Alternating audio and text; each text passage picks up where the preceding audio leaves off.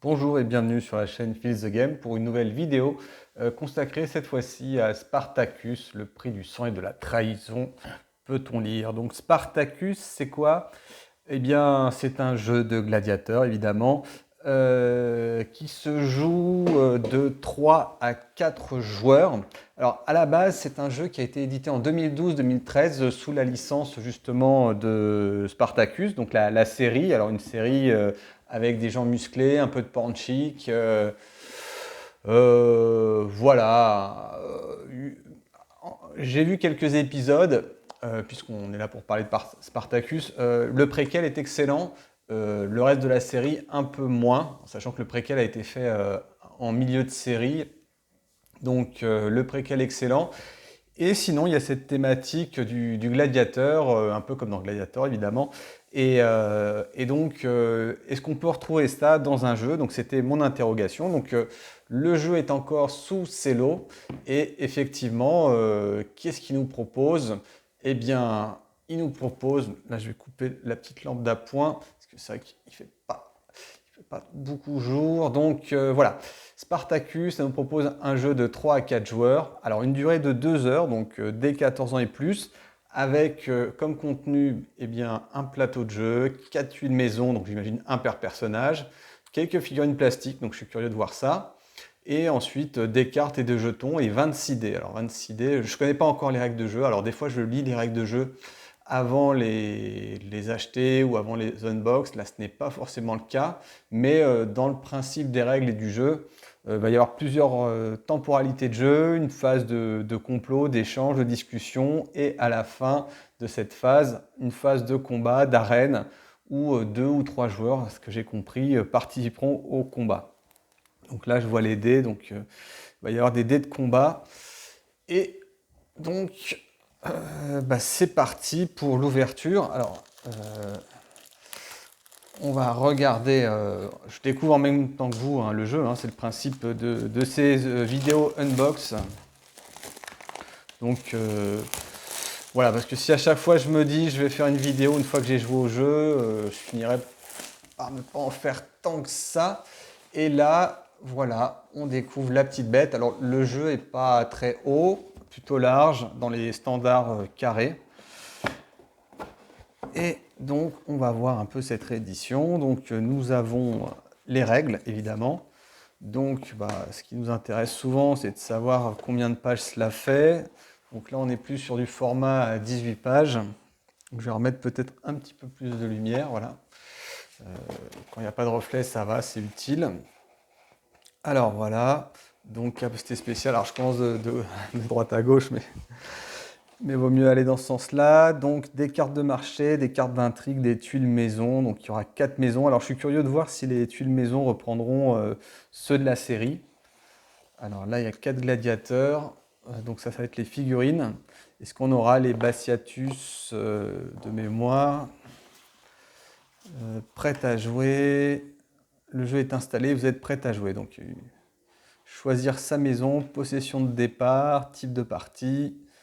Une partie standard dure 2 à 3 heures. C'est quand même un jeu long, hein. Je ne le voyais pas aussi long que ça. On commence leur influence à 4.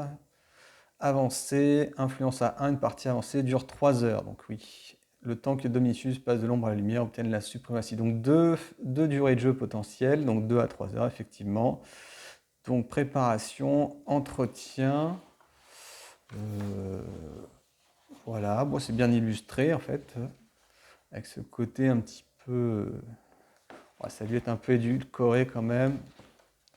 Ouais, après les illustrations sont pas mal, mais voilà, je pense que ça aurait été des personnages de la série qui auraient été un peu dessinés, ça aurait été bien. Phase d'arène, donc ça va être un peu le temps fort du moment. Combattre, bon, a priori c'est des D6. Chaque gladiateur et esclave du jeu possède 3 attributs. Combien de dés le combattant dispose? Gladiateur et esclave, bon, il y a un distinguo. Donc c'est une séquence où on lance des dés, a priori. On attaque, on défend, abandon, vaincu. Il reste à la merci de l'autre qui peut décider de l'épargner ou de l'exécuter. Oh, ça va être rigolo, ça encore. Blessures sont réduits, subissent une blessure.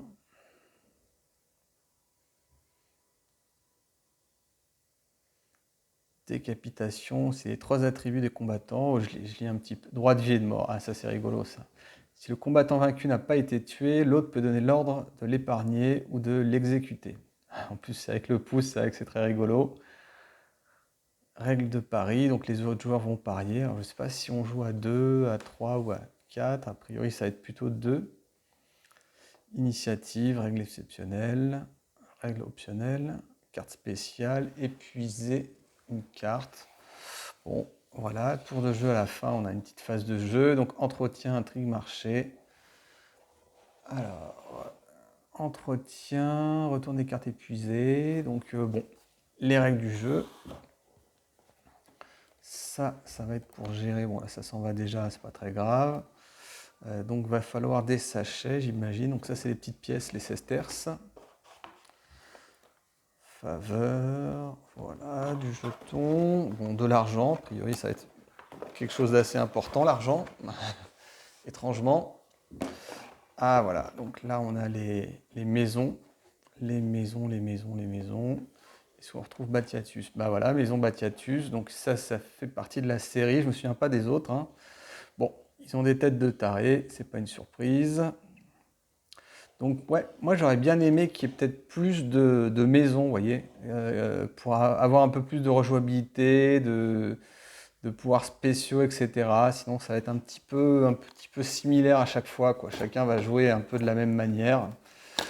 C'est dommage, c'est dommage. Alors, est-ce qu'il y aura une extension? Pas sûr, parce que c'est déjà une réédition. Je ne sais pas s'il y avait une extension dans la précédente. Après, le jeu, est-ce qu'il a marché? Pas fait trop de bruit ni trop de vagues. Bon, sait-on jamais après avec le marché américain. Donc ça, c'est l'arène. L'arène de sable. Voilà, une belle arène. Bon, il y a un thermoformage avec notre petite figurine. Alors si j'ai le courage, pourquoi pas les peindre? On va voir la qualité des figurines. Ouais, très très moyenne. Très moyenne. Enfin, très moyenne, ça passe, hein, mais voilà. Ouais, c'est vrai que si on mettait un petit peu de couleur, là, un peu de peinture, 4 figurines, c'est pas forcément très long à faire, hein, mais faut le courage et le moment. Des petits dés, très sympa les dés. Ils sont petits, ça qui est bien. Donc, voilà, ils sont légers, ils sont bien ronds, donc ils vont bien rouler. Donc voilà, un petit sachet de dés, on va le laisser comme ça. Là, il y a un thermoformage pour mettre un peu tout ça. À quoi sert le rond? Y a-t-il du rond? Pas vraiment. Donc, je pense qu'il va falloir peut-être pour un sachet de mettre tout ça. Ouais, je voyais. Je vois pas spécialement de rond. Voilà. Bon. Alors, les maisons, elles ont l'air rigolotes. On va les revoir encore. Maison Glabert. Batiatus, c'est un peu la maison de la série. Voilà, un petit peu héros, si j'ose dire. Donc, nombre de cartes. 3 cartes. On va voir un peu la symétrie. C'est toujours bien. Moi, j'aime bien la symétrie, hein. Franchement, plutôt que des jeux symétriques où les départs sont parfois équivalents. Après, il faut que l'équilibrage soit réussi, quoi. Donc, 3 gladiateurs, un esclave de garde, 10 pièces. Bon. Défausser 3 esclaves pour gagner 1 influence. Envoyer à la mine, sympa. Char à canon, défausser 3 gladiateurs, épuiser 2 gladiateurs, épuiser 3 esclaves. Donc oui, le bon vieux esclavagiste avec le regard bien pervers. Ensuite, manigance, touche à tout, défausser un de chaque. Voilà, bon, il y a des systèmes de défausse qui permettent de gagner de l'influence, sachant que je crois que le but du jeu, c'est d'atteindre 12 points d'influence, hein. Épuiser 3 gardes. Ah d'accord, bon, il y en a un qui est spécialisé sur les gardes, un sur les esclaves, un sur les gladiateurs et un qui fait un peu de tout. D'accord, bon. Après, il faudra voir à l'usage, j'ai envie de dire. Alors, on a quoi comme... On a 2 paquets de cartes. 2 paquets de cartes. Alors là, j'ai pas pris mon couteau à proximité. C'est dommage. Je me suis fait avoir. Voilà. Hop là. Donc, ça, ce sont les cartes intrigue, intrigue, intrigue, intrigue. De la carte. Alors, c'est pas de la carte tissée, c'est de la carte souple. C'est de la carte souple, plutôt fine, qui, je pense, à l'usage va s'abîmer. Ouais, c'est des cartes assez fines. Alors, il y a des cartes complot, des cartes riposte. Un dominus ciblé gagne un point d'influence. Bah, c'est balèze, ça. 6. Alors, est-ce que c'est quoi? Ça, c'est des conditions minimum d'influence pour la jouer. Défausser un de vos esclaves près. Le dominus ciblé perd un point d'influence. Donc, on peut gagner de l'argent, on peut gagner de l'influence, faire perdre de l'influence, épuiser les gardes. Épuiser tous les gardes près du dominus. Connivence. Services illégaux, fomenter une révolte, voilà, bon, ça va peut-être être un peu redondant dans les jeux comme ça. Des fois, les cartes sont un petit peu redondantes, on les connaît. Bon, après, je vais peut-être pas y jouer 50 fois non plus, mais voilà. Riposte, donc ça, j'imagine, c'est pour des combats dans l'arène. Maison close vide, non, pas forcément. Alors, il faudrait voir la différence. Garde, défausser une carte, lancer un dé, déjouer un complot, échec. Ouais, les illustrations sont un peu récurrentes, mais bon, ouais, un peu trop récurrentes d'ailleurs, mais bon, voilà, pas.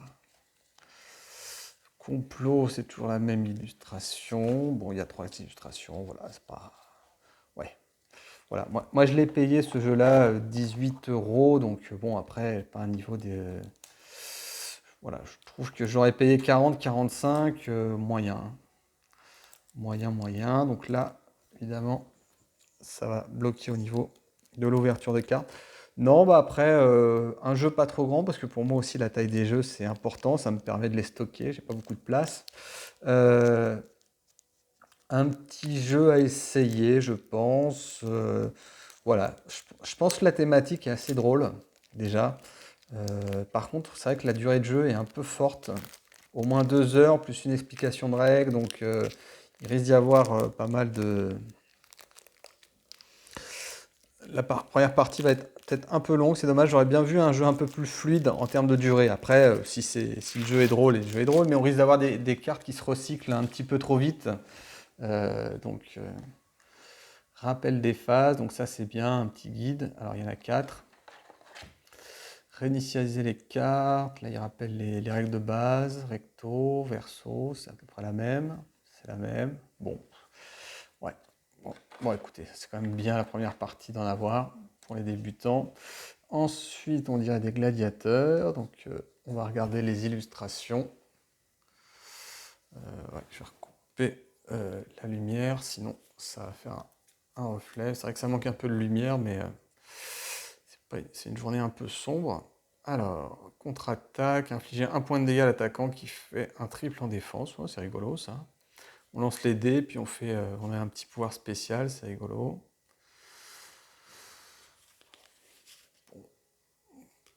Voilà, Nignos. Dorus, 3, 2, 3, donc les caractéristiques. Peut-être un coup à côté. Gannicus. Alors, est-ce qu'ils ont des noms comme ils avaient dans la série? Je ne sais pas. Spartacus, comme ça c'est. Je pense qu'on. Tout double en attaque, inflige un dégât. Bon, il y a un petit texte en bas de ambiance, toujours sympa. Cacus décapite tout adversaire vaincu. Voilà, ça c'est rigolo ça. Avec lui on sait où on va, quoi, c'est bien. Gagne une pièce lorsqu'un combattant perd 3 dés ou plus sur une attaque. D'accord. Guerrier gaulois. Ah, gladiateur de départ. Du gaulois, du syrien. Ah, c'est rigolo. Du guerrier thrace. Donc des guerriers. Des gladiateurs. Ensuite, des esclaves avec des petits pouvoirs. Après que les cartes ont été distribuées, épuisez pour regarder l'une des cartes face cachée. Compte comme 2 esclaves, servante, épuisé pour défausser une carte. Alors c'est vrai que c'est pas thématiquement, c'est pas politiquement correct encore, donc il faut profiter encore qu'on ait des jeux comme ça, hein, un petit peu sur des thématiques qui sont pas très consensuels, en plus avec des illustrations avec des femmes sensuelles, esclaves, voilà. Donc le thème peut prêter à polémique désormais, paraît-il. Bon. Alors, ensuite des armes. Ouais, arme bouclier. Bon, voilà, c'est. Est-ce qu'il y aura assez de matériel pour donner de la rejouabilité? Je suis pas sûr. Je pense que ce sera aussi peut-être un jeu qu'on jouera pas forcément non plus toutes les semaines. Donc, de temps en temps, ça peut être un jeu avec une thématique, un concept qui peut faire rigoler, qui peut donner envie d'essayer. En tout cas, moi, cette thématique m'avait accroché. Et donc, l'idée d'avoir un peu un jeu de gladiateur plutôt qu'un combat d'arène avec des monstres fantastiques, un peu bizarres. Et puis, bon, c'est vrai que moi j'avais regardé un peu la série, donc voilà, le truc peut-être un petit peu plus jeu d'histoire d'une certaine manière m'avait un peu plus attiré. Donc, est-ce que c'est une bonne pioche? Bah, je ne le sais pas encore. En tout cas, si vous aussi vous êtes intéressé par savoir un petit peu mon ressenti, bah, essayez de me motiver dans cette vidéo pour que j'y joue rapidement. Et puis on essaiera de faire ça très rapidement. En tout cas, voilà, un jeu qui n'est pas trop grand, pas trop dispendieux quand on peut l'acheter en fait en solde. Et bah voilà, j'ai hâte de l'essayer avec les copains et on verra ce que ça donne. Voilà, fin de la vidéo. Je vous remercie. Si vous avez apprécié cette vidéo, un petit pouce vers le haut. N'hésitez pas à vous abonner pour avoir un petit peu les nouvelles vidéos que je vais sortir et avoir un suivi. Et je vous dis à bientôt. Au revoir.